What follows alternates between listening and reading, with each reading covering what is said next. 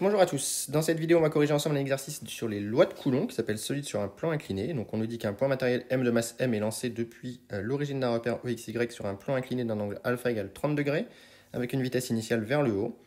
On note petit f le coefficient de frottement statique et dynamique. On ne fera pas de différence entre les deux.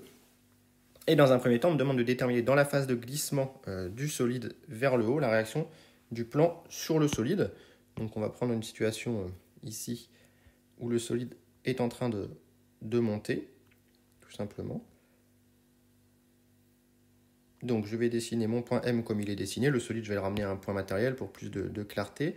Donc on va avoir la réaction normale qui va être vers le haut ici. La réaction tangentielle, comme le solide est en train de monter, qui va être vers la droite. Et le poids P, évidemment, dans le plan de la feuille. Donc on est en phase de glissement. Donc, comme on est en phase de glissement, on va appliquer la loi de Coulomb qui correspond avec V différent du vecteur nul, V de glissement qui est différent du vecteur nul. Un V de glissement, c'est directement la vitesse du solide puisque le plan est immobile. Donc, on n'a que d'après Coulomb, eh bien, premièrement, norme de T, c'est égal à F fois norme de N, où F est le coefficient de frottement dynamique, qu'ici on ne distingue pas du coefficient de frottement cinématique, et T scalaire V est négatif, donc c'est bien ce qu'on a dessiné pour notre système, puisque je vous rappelle que je suis dans une phase où le solide est en train de monter. Voilà. Donc on va calculer N, donc on va écrire la deuxième loi de Newton sur le solide. On est dans un référentiel terrestre galiléen, pas de changement de référentiel ici. Et donc, on va se retrouver avec la masse fois l'accélération est égale à la somme des forces, avec ici une accélération qui est uniquement portée par EX. Voilà, tout simplement, puisque le mouvement est rectiligne. Donc, on se retrouve avec M x point égale, donc T est bien selon X ici, plus une projection du poids sur X qui va valoir, si on met X alpha pi sur 2, donc plus mg sin alpha ici. Voilà, tout simplement. Et selon y, on va avoir 0 égale n moins la projection du poids p sur y me donne mg cos alpha. Donc de là, je déduis que n est égal à mg cos alpha. Et par Coulomb, je déduis donc que norme de t est égale à f mg cos alpha. Et j'en déduis donc la réaction complète du support dans cette situation, R qui est égal à f mg cos alpha EX plus mg cos alpha EY. Très bien. Donc maintenant, on me demande dans un deuxième temps d'utiliser le théorème de l'énergie cinétique pour déterminer l'altitude Hmax atteinte par M par rapport à l'origine petit o, ici. Donc, on va considérer un petit théorème de l'énergie cinétique. Donc, on applique le théorème de l'énergie cinétique au solide. Entre le point de départ O et le point d'arrivée qu'on va appeler A. Et c'est en ce point A que l'on aura petit Hmax qui aura été atteint, ici, donc entre O et A. Et donc on se retrouve avec l'énergie cinétique au point A moins l'énergie cinétique au point O, qui est égale au travail pour aller de O vers A du poids, plus le travail pour aller de O vers A de la réaction du support, c'est-à-dire le travail pour aller de O vers A du poids, plus le travail pour aller de O vers A de la réaction normale, plus le travail pour aller de O vers A de la réaction tangentielle. Alors, plusieurs choses se simplifient. L'énergie cinétique au point A, évidemment, elle est nulle, dans la mesure où c'est la hauteur maximale, donc le solide est à l'arrêt. Le travail de N, il est nul, puisque N est orthogonal au déplacement. Il nous reste donc le travail du poids et le travail de la réaction tangentielle. Le travail du poids, ici, il est résistant, puisque le solide est en train de monter. Donc c'est moins mg Hmax, car résistant. Je vous rappelle que le travail du poids, c'est moins la variation d'énergie potentielle, ici, tout simplement. Et le travail de T, on a montré avant que T était de norme constante, c'est fmg cos alpha. Donc ça va tout simplement être moins fmg cos alpha, même chose, il est résistant, fois la longueur parcourue sur l'axe x, c'est-à-dire fois OA. Voilà. Le moins, hein, car c'est pareil, résistant.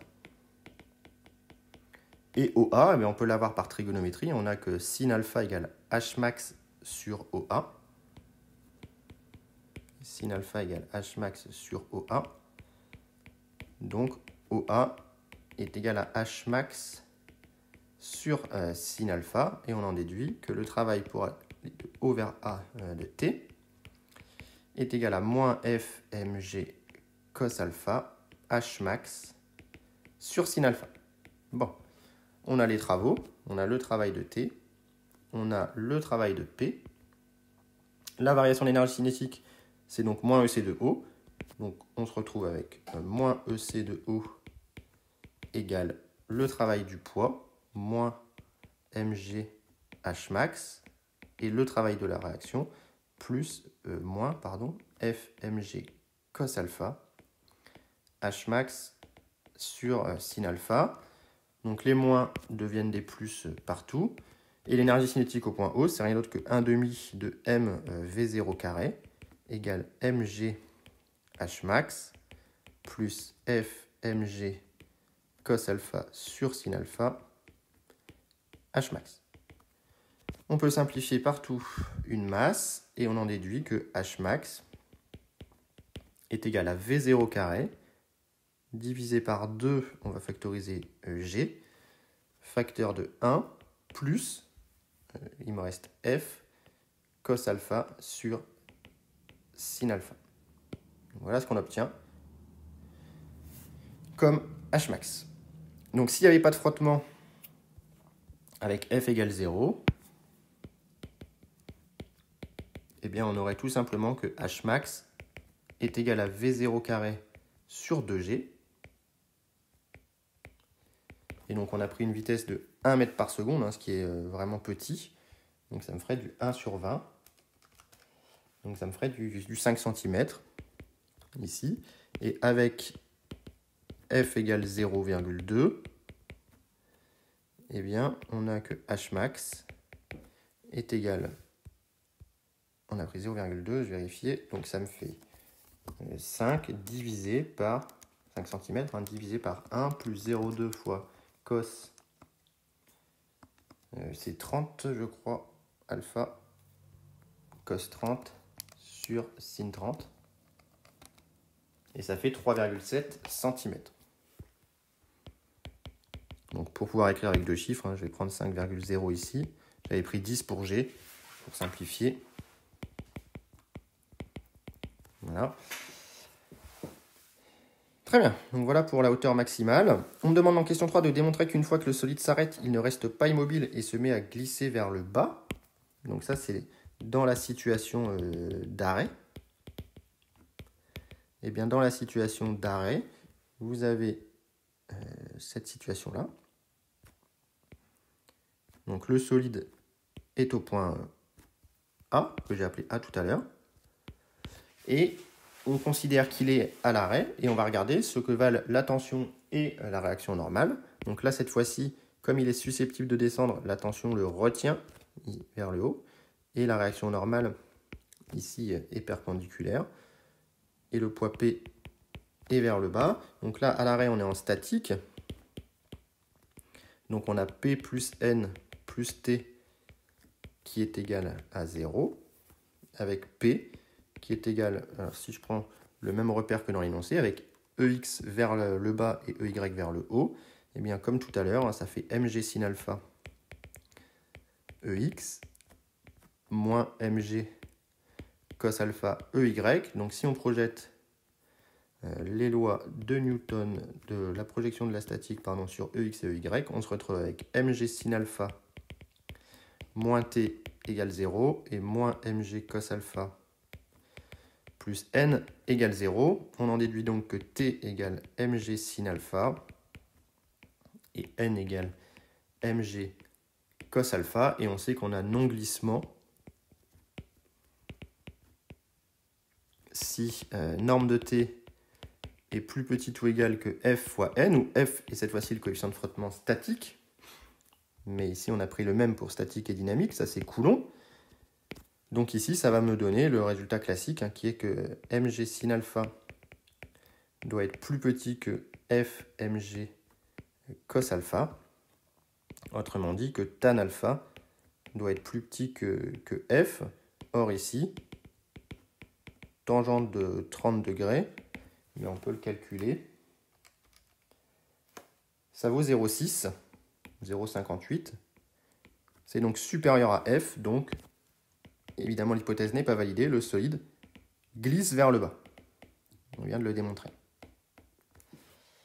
Parfait, donc le solide se met à glisser vers le bas, et maintenant on me demande de déterminer le temps mis par le solide depuis la hauteur maximale pour atteindre le sol. Voilà, donc je vais reprendre cette situation-là. Donc maintenant qu'il se met à glisser vers le bas, on va considérer qu'il démarre du point A, hop, avec une hauteur maximale, avec l'origine qui était au milieu, ici. Donc là, on a la hauteur maximale à atteindre qui est grand H plus H max. Voilà. Et donc, en un point quelconque M, cette fois-ci, le solide glisse. Donc, on a bien que T s'oppose au glissement, d'après Coulomb. N, pas de changement. Et P vers le bas. Et donc, dans la base, toujours pareil, EX, EY. On réécrit pareil. On a que la somme des forces est égale à la masse fois l'accélération. On va essayer de déduire l'accélération avec A qui est égal à x point point EX, P qui est égal à mg sin alpha EX moins mg cos alpha EY. Ça ne change pas. N qui est égal à N, on va le trouver par projection. Hein. N qui est égal à NEY et T qui est égal à moins TEX. Et donc la loi de Newton projetée me donne que mx point point égale mg sin alpha moins T et 0 selon y égale moins mg cos alpha plus n. Voilà. Donc de la deuxième équation, je déduis que n est égal à mg cos alpha. Et donc d'après Coulomb, je déduis que t, comme j'ai glissement, est égal à fn, est égal à f mg cos alpha, comme en question 1. Et donc j'en déduis que mx point point est égal à mg sin alpha moins f mg cos alpha. Je simplifie la masse partout, et il me reste que x point point est égal à g facteur de sin alpha moins f cos alpha. Donc on peut calculer sin 30 moins 0,2 fois cos 30. Ça fait 0,33 g. Donc on a une accélération qui est diminuée ici. Et donc ça c'est une constante. Donc on va pouvoir primitiver assez facilement.